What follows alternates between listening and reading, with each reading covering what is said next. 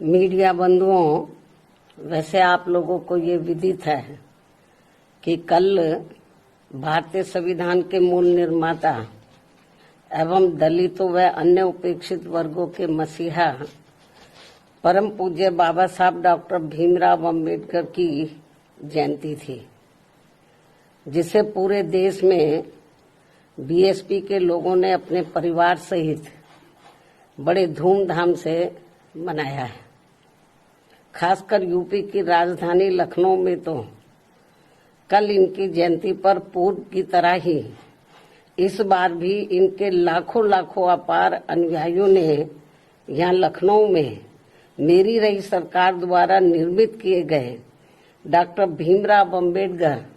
सामाजिक परिवर्तन स्थल पर पहुंचकर इसे अपने श्रद्धा के मेले के रूप में मनाया है तथा इस विशाल व ऐतिहासिक स्थल पर लगी इनकी बड़ी प्रतिमा पर, अति विशाल प्रतिमा पर अपने श्रद्धा सुमन भी अर्पित किए हैं। इन सभी के बीएसपी बहुत बहुत आभारी है। इसके साथ ही इनकी सुविधा को विशेष ध्यान में रखकर कल मैंने इनकी जयंती पर पार्टी के वरिष्ठ पदाधिकारियों व कार्यकर्ताओं आदि के साथ अपने निवास स्थान पर ही इनकी प्रतिमा पर अपने श्रद्धा सुमन अर्पित किए हैं और इस मौके पर प्रेस नोट आदि के जरिए भी इनकी त्याग, तपस्या, संघर्ष व कार्यों आदि के बारे में भी अपनी श्रद्धा व भावनाएं व्यक्त की हैं, जिनकी सोच व मूवमेंट को आगे बढ़ाने के लिए बीएसपी के जन्मदाता एवं संस्थापक मान्यवर श्री कांशीराम जी ने अपनी पूरी जिंदगी समर्पित की है, जिनसे प्रेरित होकर अब मेरी देखरेख में इसे आगे बढ़ाया जा रहा है। हालांकि इनके इस कारवां को पीछे ढकेलने के लिए यहाँ सभी दलित विरोधी जातिवादी पार्टियां किस्म किस्म के साम दाम दंड भेद आदि हथकंडे भी काफी इस्तेमाल कर रही हैं, जिनसे बीएसपी के लोगों को कदम कदम पर हमेशा सावधान रहना है और यही फिर अपने इन महापुरुषों के प्रति इनकी सच्ची श्रद्धा भी होगी। हालांकि इस संदर्भ में मेरा ये कहना है कि बीएसपी के बेस वोट अर्थात दलितों के वोटों को लुभाने के लिए पिछले कुछ समय से यहाँ सभी विरोधी पार्टियां अपने अधिकांश कार्यक्रमों में बीएसपी के नीले रंग को ही विभिन्न रूपों में इस्तेमाल कर रही हैं, जिसका दलितों पर कुछ भी असर पड़ने वाला नहीं है, क्योंकि इन पर केवल बीएसपी के नीले रंग का ही असर पड़ता है, अन्य किसी और रंग का नहीं। ये विरोधियों को ध्यान में रखकर चलना चाहिए। और अब जिस खास मकसद से आज मैंने मीडिया बंधुओं को बुलाया वो है महिला आरक्षण का अति महत्वपूर्ण मामला, जिसके लिए केंद्र सरकार ने कल से संसद का 3 दिन का विशेष सत्र भी बुलाया हुआ है। और इस संबंध में हमारी पार्टी का ये कहना है कि देश में बहुजन समाज में से खासकर एससी, एसटी व ओबीसी समाज के हित व कल्याण की तरह ही महिला सशक्तिकरण आदि की बातें भी तो बहुत की जाती हैं, किंतु सही नियत, नीति एवं मजबूत इच्छा शक्ति के अभाव के कारण इस पर ईमानदारी से अमल शायद ही कभी ठीक ढंग से हो पाया है। इसी का नतीजा है कि कमजोर वर्गों के लोगों की तरह ही महिलाओं के विरुद्ध भी जुल्म, जाति एवं शोषण, अत्याचार आदि की जघन्य घटनाएं आज भी सही से रुकने का नाम नहीं ले रही है। और इसलिए हमारी पार्टी बीएसपी देश की सर्व समाज की महिलाओं को उनके आबादी के हिसाब से 50% आरक्षण देने की मांग लगातार करती आ रही है, लेकिन जिसे कोई भी पार्टी अपने अपने स्वार्थ व मजबूरियों के कारण मानने को कतई भी तैयार नहीं दिखती हैं। वैसे भी भला हो परम पूज्य बाबा साहब डॉक्टर भीमराव अम्बेडकर का, जिन्होंने देश की महिलाओं को पुरुषों के समान बराबरी वाला एक व्यक्ति एक वोट का यह अति मूल्यवान मानवतावादी संवैधानिक अधिकार देकर यह पूरे महिला जगत को धन्य बना दिया है तथा जिस महिला सम्मान व उनके सशक्तिकरण की जो जबरदस्त बुनियाद इन्होंने यहाँ देश में डाली है, उसके लिए देश हमेशा उनका कृतज्ञ रहेगा। और अब ऐसे में देश की संसद, लोकसभा में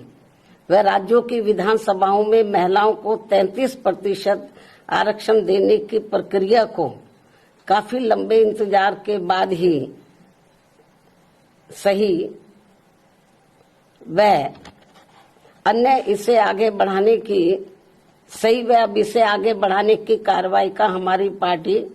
स्वागत करती है। हालांकि बहुत डिले है, फिर भी हमारी पार्टी इसका,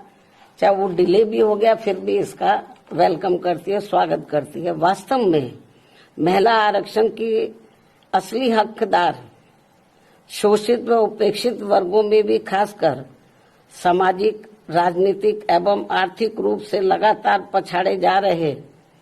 SC, ST व OBC समाज की महिलाओं को यदि इसमें अलग से आरक्षण की व्यवस्था की जाती है तो ये उचित होने के साथ साथ जो नहीं की गई है तो ये उचित होने के साथ साथ BSP के अनवरत संघर्षों के बाद OBC समाज को मंडल आयोग की सिफारिशों के अनुसार 27% आरक्षण के लागू होने की तरह ऐतिहासिक भी जरूर होता, लेकिन ऐसा नहीं होने से इन वर्गों की महिलाओं को महिला आरक्षण का पूरा लाभ क्या मिल पाएगा, इसमें लोगों को काफी संदेह है तथा महिला आरक्षण के वास्तविक उद्देश्य को काफी हद तक नकारने जैसा है। वैसे भी महिला आरक्षण को राजनीतिक स्वार्थ की बजाय महिला सुरक्षा, सम्मान व उत्थान आदि से जोड़कर देखा जाना चाहिए, तभी इसका सही लाभ इनको मिल पाएगा। अन्यथा यहाँ ज्यादातर मामलों में सामंती व जातिवादी तत्वों के हावी होने के कारण देश की महिलाओं को जो उनका उचित लाभ अब तक नहीं मिल पाया है, वैसे ही आगे भी पूरे तौर पर नहीं मिल पाएगा। जबकि परम पूज्य बाबा साहब डॉक्टर भीमराव अम्बेडकर ने संविधान में महिलाओं को जिंदगी के हर पहलू में बराबरी व आत्मसम्मान का हक देने के साथ साथ हिंदू कोड बिल लाकर भी इन्हें जबरदस्त कानूनी अधिकार भी देना चाहा था, जिसे तब केंद्र की रही कांग्रेसी सरकार ने अपने संकीर्ण जातिवाद के प्रभाव में आकर वादा खिलाफी करते हुए नहीं माना और बाद में इसको आत्मा विहीन करके इसे टुकड़ों टुकड़ों में पास किया गया। इस प्रकार OBC समाज को आरक्षण देने के साथ साथ महिलाओं की सुरक्षा, सम्मान व उत्थान सुनिश्चित करने के मामले में ठोस कदम नहीं उठाने आदि के विरोध में बाबा साहब डॉक्टर भीमराव अम्बेडकर को देश के प्रथम कानून मंत्री पद से इस्तीफा भी देना पड़ा था। इतना ही नहीं बल्कि इससे पूर्व घोर उपेक्षा की शिकार भारतीय महिलाओं में शिक्षा की अमर ज्योति की अलख जगाने के मामले में महात्मा ज्योतिबा फूले व उनकी पत्नी सावित्रीबाई फूले के ऐतिहासिक योगदान व जबरदस्त कुर्बानियों को भला कौन भुला सकता है। उन्होंने अनेकों प्रकार की जातिवादी उत्पीड़न एवं प्रताड़ना झेलते हुए अपनी पत्नी वे आसपास की महिलाओं को शिक्षा के अलंकार से सम्मानित व नारी शक्ति को प्रोत्साहित किया, बल्कि हर दुख और अपमान झेलकर भी स्कूल स्थापित करके इस क्रम को अभूतपूर्व तरीके से आगे बढ़ाकर हमेशा हमेशा के लिए सामाजिक परिवर्तन के पिता मैं बनकर अमर हो गए। इसके साथ ही अब जबकि महिलाओं को देश की संसद, लोकसभा में व राज्यों की विधानसभाओं में आरक्षण की बात आगे बढ़ रही है, तो इसमें किसी भी प्रकार की अड़चन पैदा करना उचित नहीं होगा। इस मामले में खासकर कांग्रेस पार्टी को महिला आरक्षण में SC, ST व OBC महिलाओं को अलग से आरक्षण देने की बात इन्हें अब क्यों याद आ रही है, जबकि इन्होंने इससे पहले अपनी सरकार में इस विशेष मुद्दे की घोर अनदेखी की थी और BSP की इस मांग को भी अन्य और मामलों की तरह जातिवादी द्वेष आदि के कारण अनसुना कर दिया था। ऐसे में कुल मिलाकर BSP का संक्षेप में यही कहना है कि देश में महिलाओं की लगातार हो रही दयनीय स्थिति को देखते हुए बेहतर यही है कि महिला आरक्षण को संकीर्ण दलगत राजनीति से दूर रखते हुए इसको जल्द से जल्द लागू किया जाए, ताकि कुछ ना सही ये थोड़ा ही बेहतर होगा, थोड़ा कुछ तो मिले इनको। साथ ही महिलाओं की सुरक्षा, सम्मान व उत्थान आदि के मामले में सभी लोग अपना मन भी जरूर चंगा करें, ताकि देश को कटौती में गंगा मिल सके। इन्हीं जरूरी बातों व सुझावों के साथ ही हमारी पार्टी वर्तमान केंद्र की सरकार द्वारा संसद में, लोकसभा व राज्यों की विधानसभाओं में 33% दिए जाने वाले आरक्षण के फैसले का स्वागत करती है।